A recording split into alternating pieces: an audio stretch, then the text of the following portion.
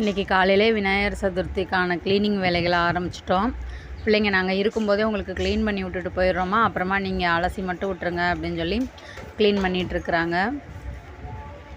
அந்த இடத்த வந்து மிஷின் இருந்துச்சு, தையல் மிஷினு. அதை எடுத்து வீட்டுக்குள்ளே போட்டுட்டு இந்த ஃப்ரிட்ஜை தூக்கிட்டு போய் அங்கே வைக்க போகிறோம் அப்படின்னு பிள்ளைங்க ஐடியா பண்ணாங்க.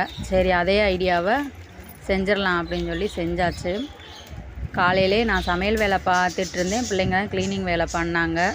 ஃபுல்லாக க்ளீன் பண்ணி விட்டுட்டோம்னா நீங்கள் ஈஸியாக அலசிக்கிடுவீங்களாம்மா அப்படின்னு சொல்லி க்ளீன் பண்ணி விட்டுட்டாங்க.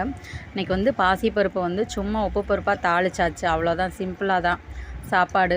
காலையில் தோசை, பீட்ரூட் பொரித்தேன். அதெல்லாம் வீடியோ எடுக்கலை, வேலை பார்த்துட்டு இருந்ததுனால அதெல்லாம் எடுக்க முடியலை. விநாயகர் சதுர்த்திக்கு நீங்கள் எல்லாம் வீடு க்ளீன் பண்ணிட்டீங்களான்னு கமெண்ட் பண்ணுங்கள்.